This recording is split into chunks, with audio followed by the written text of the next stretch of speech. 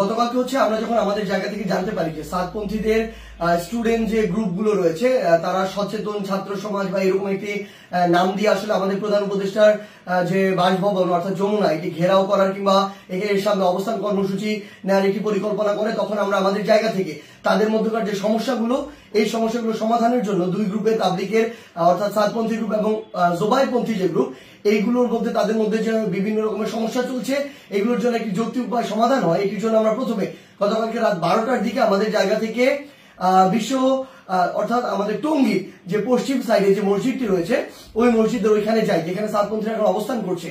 সেই জায়গাটিতে আসলে আমরা গিয়ে তাদের সাথে রাত 12টা থেকে প্রায় 2টা পর্যন্ত কথা বলি এবং তাদের জায়গা থেকে তারা যে চিন্তাটি করেছিল সকাল 10টায় এখানে তারা অবস্থান কর্মসূচি ঘোষণা করবে এরকম একটি কথা ছিল এবং তারা বলেছিল এটি কেন, কারণ তারা মাওলানা সাদ সাহেবের ভিসা চায় এবং তারা তাদের জায়গা থেকে 5 দিনে জোর করার 20 থেকে 25 তারিখ পর্যন্ত জোর করার একটি দাবি জানায়। আমরা আমাদের জায়গা থেকে সেখান থেকে যে সিদ্ধান্তটি নিয়ে আসি সেটি হচ্ছে একটি সিদ্ধান্ত যে আমরা আমাদের জায়গা থেকে বলি যে প্রধানমন্ত্রী আমাদের যে হচ্ছে প্রধান উপদেষ্টার যে বাসভবন তিনি আসলে এই অভ্যুত্থানের স্পিরিটকে সামনে রেখে গণভবনে না থেকে যমুনায় থাকেন, এটি তুলনামূলক অরক্ষিত হওয়ার কারণে আমাদের যখন ইচ্ছা বসবো আর এটি আমাদের দেশের একটা অস্থিতিশীলতার চিত্র তুলে ধরবে, এটি কখনো হতে পারে না, এটি যৌক্তিক না, আমরা এটিকে সমর্থন করি না। সেই জায়গা থেকে আমরা তাদেরকে এটি অনুরোধ করি যে তারা যেন এখানে অবস্থান কর্মসূচি কিংবা ঘেরাও কর্মসূচি না করে, তারা এই অবস্থান থেকে সরে আসে। তারা তাদের জায়গা থেকে স্পষ্টভাবে দুইটি দাবি জানায়। এক নম্বর যে দাবিটি সেটি হচ্ছে যে তারা মাওলানা সাদ সাহেবের ভিসা নিশ্চিত চায়, দ্বিতীয়ত তারা 20 তারিখ থেকে 25 তারিখ 5 দিনের জোর করতে চায়। আমরা তাদের কাছে বলি যে 5 দিন করে যাবেন কিনা এই কমিটমেন্টটুকু যদি আপনাদের থাকে যে 25 তারিখ আপনাদের যখনই শেষ হয়ে যাবে তখন আপনারা চলে যাবেন, তাহলে আমরা আমাদের জায়গা থেকে এই দুইটি দাবি নিয়ে আরেকটি যে গ্রুপ রয়েছে যারা এখন কাকরাইল মসজিদে অবস্থান করছে জোবাইরপন্থী গ্রুপ এবং সেখানে হেফাজতের নেতৃবৃন্দ রয়েছেন তাদের সাথে আমরা গিয়ে কথা বলবো। তারা যখন এই কথাটি দেয় যে তারা এই কমিটমেন্টটি করছে 25 তারিখে তারা ছেড়ে দিবে, আমরা সেখান থেকে রাত 2টার দিকে কাকরাইল মসজিদে আসি। সেখানে আমাদের জোবাইরপন্থীদের যারা মাওলানা রয়েছেন যারা সিনিয়র নেতৃবৃন্দ রয়েছেন তারা ছিলেন, হেফাজতের যারা সিনিয়র নেতৃবৃন্দ মাওলানা মাদুনুল হক সাহেব মাওলানা মাহফুজুল হক সাহেব তারা ছিলেন, সকলে ছিলেন।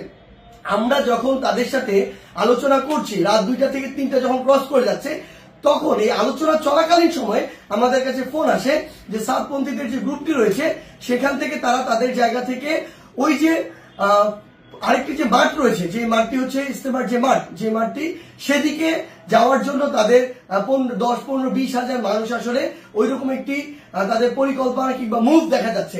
আমরা সাথে সাথে সাতপন্থীদের যে মাওলানা আব্দুল্লাহ সহ আরো 2 জনকে ফোন দিয়ে বলি যে আপনাদের সাথে এটি কথা হয়েছে যে আপনারা 10টা এখানে বসবেন না এবং আপনাদের 2টা দাবি নিয়ে আমরা আমাদের জায়গা থেকে এখনই আরেকটা গ্রুপের সাথে কথা বলবো, কালকের মধ্যে অর্থাৎ আজকেই আপনাদের 2 গ্রুপের বসার ব্যবস্থা করব, মাওলানা সাদ সাহেবের ভিসা বা এই সংক্রান্ত আলোচনা সেখানে হবে। এই যে আমাদের 5 দিন যে আপনারা থাকতে চাচ্ছেন এই কমিটমেন্ট যদি আপনারা দেন সেটি নিয়েও সেখানে আলোচনা হবে। যখন আমরা জানতে পারি তাদের দিকে মুভ করছে আমরা তাদেরকে স্পষ্ট করে বলি আপনারা যদি সেদিকে মুভ করেন আমাদের আলোচনা চলাকালীন তাহলে আপনারা আমাদের আলোচনাকে অসম্মানিত করছেন এবং আমাদের প্রতি যে শ্রদ্ধাটুকু রাখা উচিত আপনাদের সেটুকু আপনারা রাখছেন না। সেটি যদি করেন তাহলে আপনাদের পক্ষে আমাদের অবস্থান থাকবে না, একদম ক্লিয়ার বলে দিই। এবং আমাদের জায়গা থেকে এরকম কোন মেসেজই ছিল না যে আপনারা ওইখানে চলে যান 5 দিনের জন্য অবস্থান নেন। এটা কোনোদিন আমরা একটা প্রতিনিধি দল কখনো বলতে পারি না। এটা পুরো একটি সরকারের বিষয়, মন্ত্রণালয় বা উপদেষ্টাদের বিষয় এবং প্রশাসনের সামগ্রিক একটি ডিসিশন। ইভেন গাজীপুর মেট্রোপলিটন পুলিশের ডিসিশন দেওয়ার কেউ না। সেই জায়গা থেকে তারা এইসব কোনো কিছু তোয়াক্কা না করে যেটা হলো যে সেখানে এই দখলের বিষয়টিতে সেদিকে চলে যাওয়া হলো এবং ফাইনালি এখানে একটি সংঘর্ষ ঘটলো, যেই সংঘর্ষে 3 থেকে 4টি প্রাণ আমরা হারিয়েছি। আসলে সবচেয়ে গুরুত্বপূর্ণ কথা গতকালকে আমরা তাদেরকে বলেছি যে তাবলিগের আসলে আপনারা যেই কাজগুলো করছেন এগুলো তাবলিগের স্পিরিটের সাথেও যায় না, এগুলো ইসলামের মুসলিমের স্পিরিটের সাথেও যায় না, কোনো কিছুর সাথে যায় না। এখানে আপনাদের ব্যক্তিগত গোষ্ঠীগত কোন জিনিসের মানে বহিঃপ্রকাশ আপনারা এখানে ঘটাচ্ছেন, ক্ষোভের হোক দ্বন্দ্বের হোক এই বহিঃপ্রকাশগুলো ঘটাচ্ছেন। এবং সবচেয়ে গুরুত্বপূর্ণ বিষয় হচ্ছে যে এই জিনিসটি হয়েছে এখানে এটা সম্পূর্ণ অনাকাঙ্ক্ষিত এবং আমাদের মতের বাইরে গিয়ে এই বিষয়টি আসলে গতকালকে সেখানে হয়েছে এবং আমাদের আলোচনাকে শ্রদ্ধা বা সম্মানটুকু জানানো হয়নি এবং আরেক পক্ষের সাথে আলোচনা চলাকালীন সেখানে এরকম আক্রমণ এবং রক্তাক্তর ঘটনা ঘটেছে। সেই জায়গা থেকে আমরা শুধু আমাদের জায়গা থেকে একটি জিনিসই বলি, আজকে এখন 7 গ্রুপ সেখানে অবস্থান নিয়েছেন। আমি জোবাইরপন্থীদের যারা রয়েছেন আপনাদেরকে একটি বিষয় শুধু অনুরোধ করব, যেটি গতকালকে রাতে তারা ঘটিয়ে ফেলেছেন বা বিভিন্নভাবে ঘটে গিয়েছে সেই একই জিনিসের জন্য বড়ভাবে আর পুনরাবৃত্তি না হয়। কাউকে না কাউকে আসলে এই পরিচয়টুকু দিতে হবে যে আপনি যে তাবলীগ দ্বীনের প্রচার ইসলামকে ধারণ করেন, এবং এটার জন্য আমাদের এই রক্তারক্তিটি এড়াতে হবে। আমরা যেন এই মনে না করি যে এখানে জীবন দিয়ে দিব আর শহীদ হয়ে আমি জান্নাতে চলে যাব।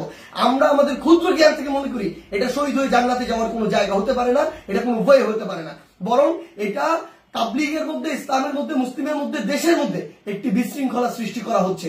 আমরা প্রশাসনকে উদাত্ত আহ্বান জানাই আমাদের জায়গা থেকে, গতকালকে যারা এটার সাথে সংশ্লিষ্ট ছিল, জড়িত ছিল, তাদের দৃষ্টান্তমূলক শাস্তি দিতে হবে। তারা যদি ইভেন কোন একটি গ্রুপের সর্বোচ্চ নেতা হয়, তার বিরুদ্ধেও যথাযথ ব্যবস্থা নিতে হবে, আইনের আওতায় নিয়ে আসতে হবে। আদারওয়াইজ এই জিনিসটিকে যেভাবে চিত্রায়িত করা হচ্ছে সেটি কোনোদিন তাবলীগ হোক, মুসলিম হোক, ইসলাম হোক, কোনো কিছুর স্পিরিটের সাথে যায় না এবং এটি হতে পারে না।